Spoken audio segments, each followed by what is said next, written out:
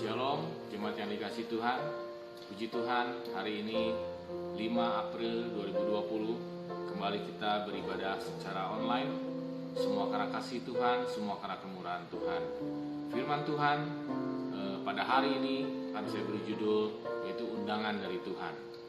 Ayat yang kita ambil dari Matius 11 ayat 28 sampai 30, firman Tuhan yang sudah sangat terkenal, dan saya percaya ayat-ayat yang akan kita baca menjadi jawaban dalam hidup kita pada saat-saat situasi seperti ini. Matius 11 ayat 28 sampai 30. Marilah kepadaku semua yang letih lesu dan berbeban berat, aku akan memberi kelegaan kepadamu.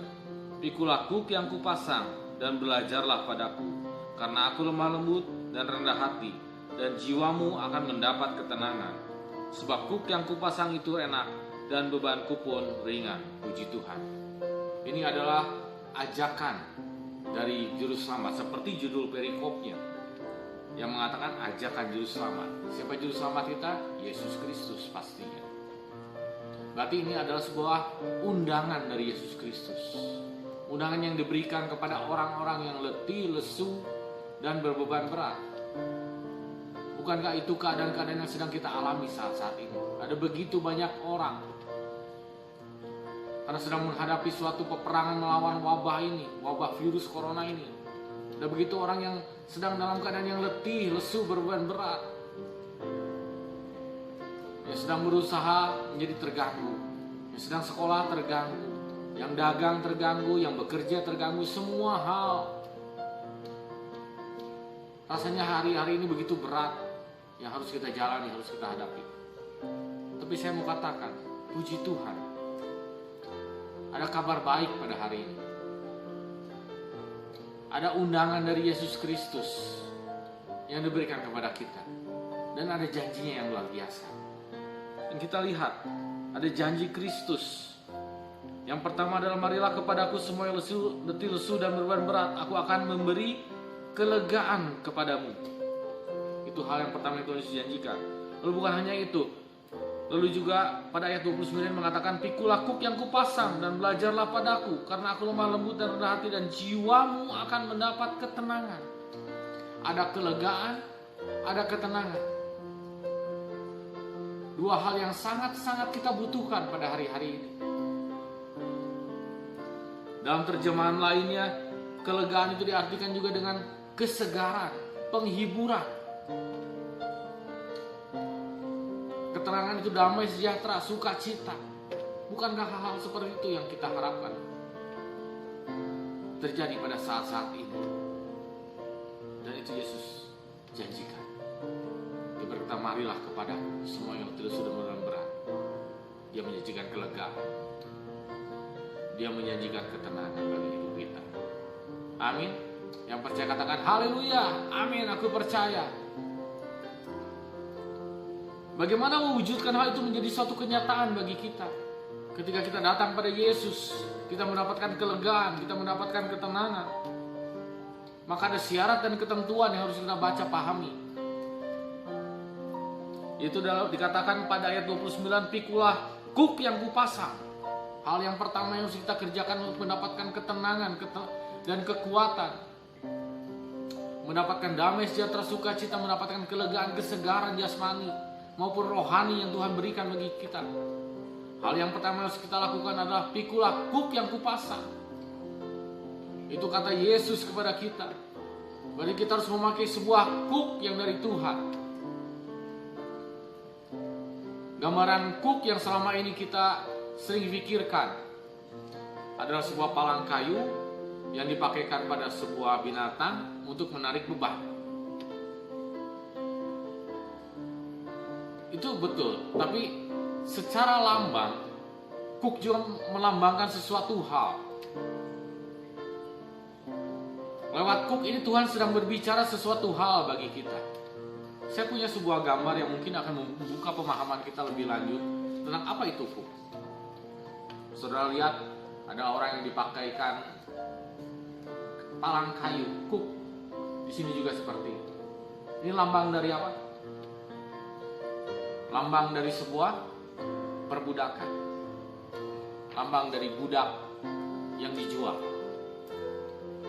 Jadi ketika Yesus mengatakan pikulah kuk yang kupasang, dia berbicara tentang perbudakan.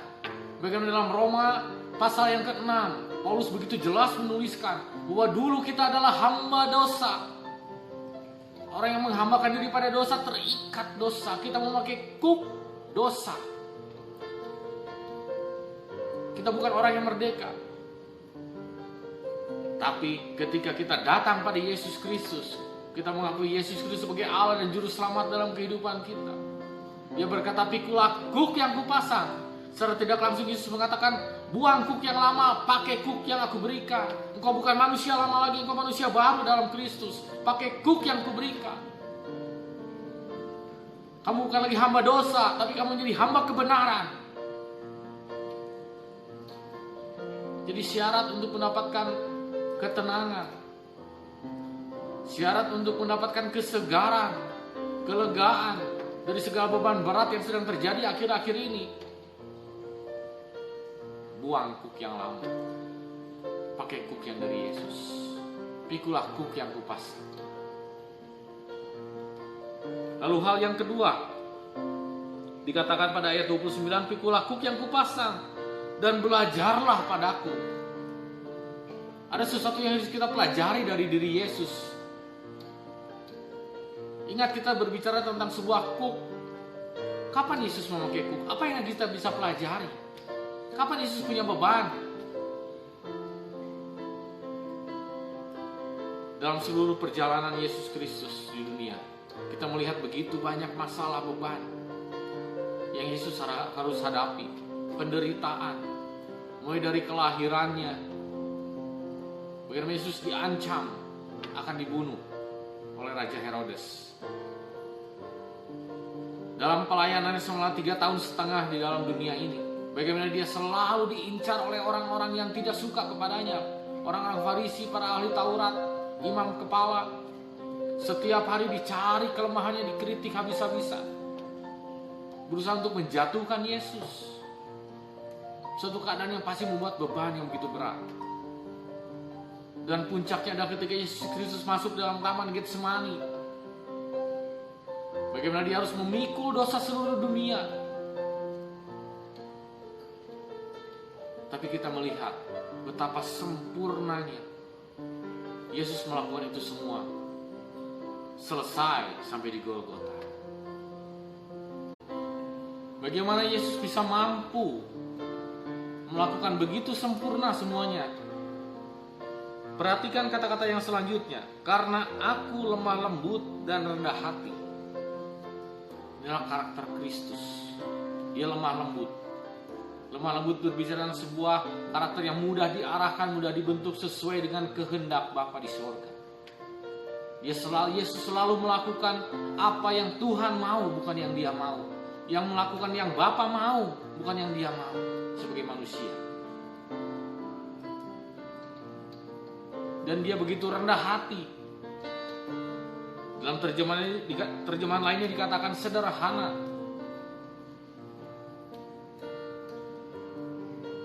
Karakter inilah yang harus kita miliki. Tapi kan pas susah. Bagaimana kita bisa menjadi segambar serupa dengan Kristus? Kita harus belajar Yesus Kristus yang memikul kuknya dengan begitu sempurna.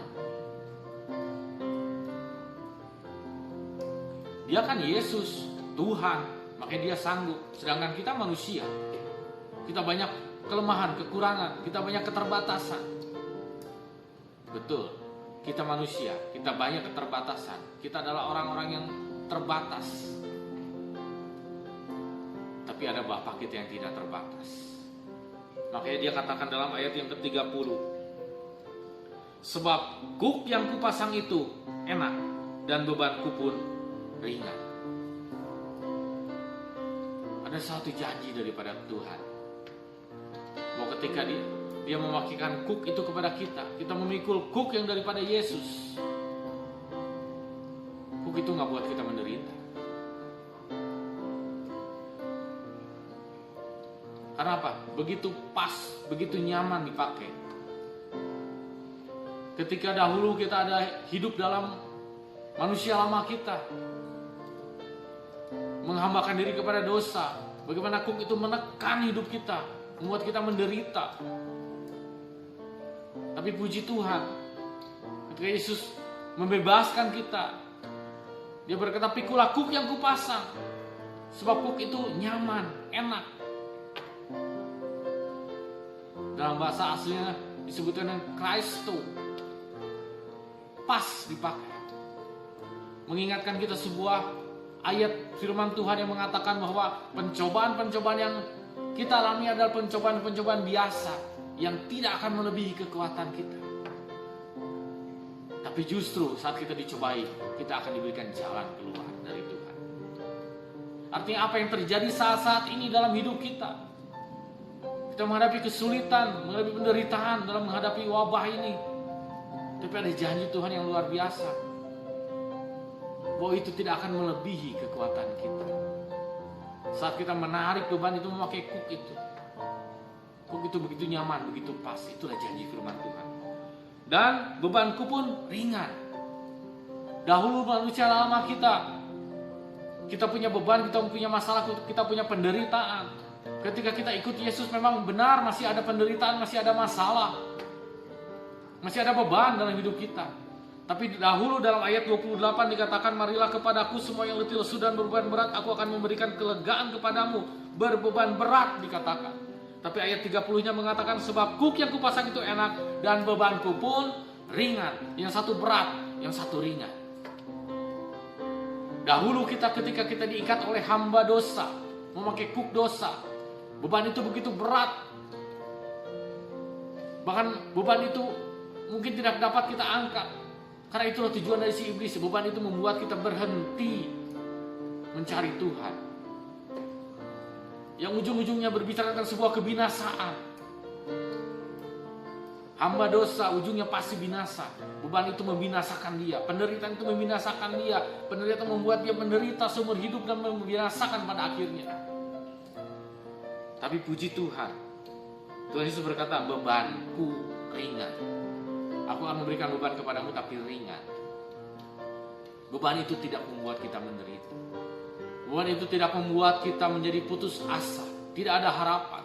Tapi justru lewat beban, lewat penderitaan, lewat masalah yang Tuhan sedang izinkan terjadi saat-saat ini, membentuk kita semakin sekarakter dengan Tuhan. Mempunyai karakter lemah lembut, mempunyai karakter rendah hati. Itulah yang Tuhan inginkan terjadi dalam hidup saudara dan saya.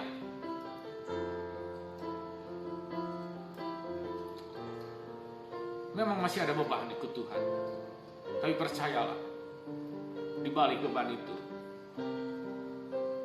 ada selalu kemenangan bagi hidup kita. Ada janji Tuhan yang luar biasa, bahwa dalam setiap badai ada pertolongan Tuhan, dan di balik badai itu ada suatu pelangi yang indah yang Tuhan berikan dalam hidup kita. Karena itu hari ini firman-Nya berkata kepada kita, marilah kepadaku semua yang letih lesu dan berbeban berat, aku akan memberikan kelegaan kepadamu. Pikulah kuk yang kupasang dan belajarlah daripada aku, karena aku lemah lembut dan rendah hati. Sebab kuk yang kupasang itu nyaman, enak, dan bebanku pun ringan. Mari kita terima undangan Yesus. Dan jadilah orang-orang yang berbahagia, mewarisi janji Tuhan. Ada kelegaan, ada ketenangan bagi seluruh kita, jemaat GSPDI Philadelphia Immanuel Cimahi yang dikasihi Tuhan. Haleluya, puji Tuhan. Tuhan Yesus memberkati.